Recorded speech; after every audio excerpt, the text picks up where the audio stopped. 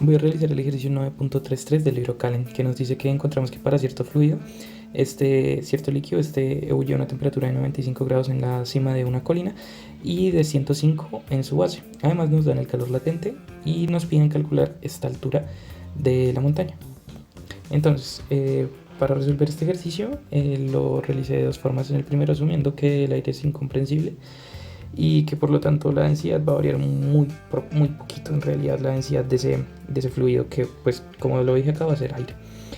Entonces, partiendo de la ecuación de Clausius-Capeyron, que es de esta manera, siendo este el calor latente, y asumiendo que el volumen del gas pues va a ser mayor que el del líquido, es decir, V2 va a ser mayor que V1, pues esta resta, que es esta de acá, va a ser aproximadamente pues el volumen del gas.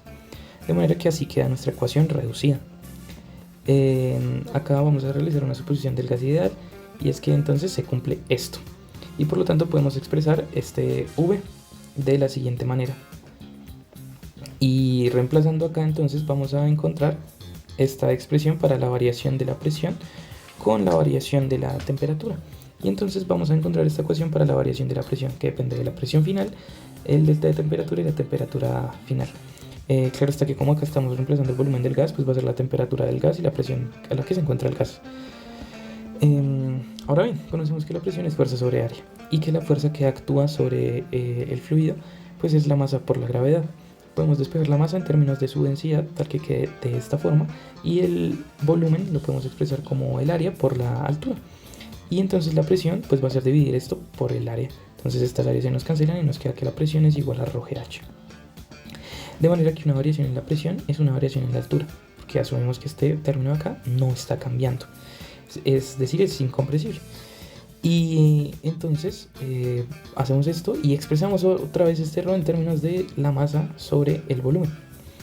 Y reemplazando acá, pues vamos a encontrar esta masa molar para dejarlo en términos del volumen molar. Y nos va a quedar esta expresión de acá para la variación de la presión. Acá. Ahora bien, pues igualamos estas dos expresiones que habíamos encontrado. Esta y esta. De manera que vamos a encontrar esto de acá. Ahora bien, pues ¿de dónde tomamos esta masa? Pues de la aproximación que habíamos dado para el gas ideal, asumiendo que era aire seco, cuya masa molar es aproximadamente 29 gramos sobre mol, que en kilogramos pues queda de esta manera. Y entonces reemplazando en la ecuación de delta de H vamos a encontrar una altura de 95.6 metros. Ahora bien, asumiendo posibles variaciones de la densidad del aire con la altura, pues vamos a tener otra vez nuestra ecuación de Clausius-Capeyron, realizamos la misma aproximación, entonces nos va a quedar en términos del gas y la temperatura final del gas. Y entonces vamos a despejar dP y dt. Y vamos a integrar esta ecuación y vamos a obtener este valor de acá.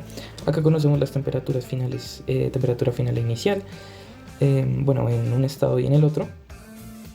Y entonces vamos a reemplazar los valores y vamos a encontrar este valor para el logaritmo de la presión en el segundo estado sobre la presión en el primer estado.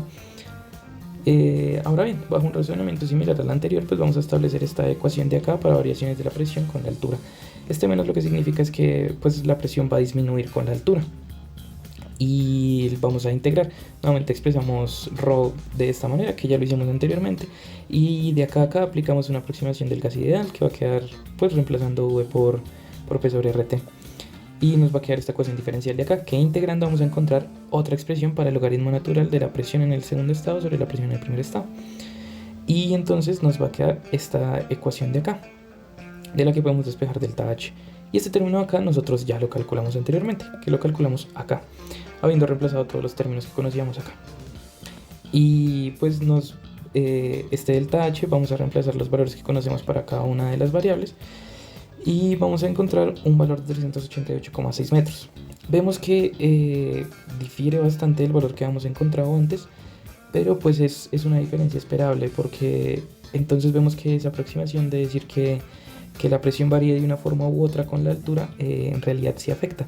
En este caso vemos que la presión varía de una forma exponencial, mientras que acá veíamos que la presión variaba de una forma lineal.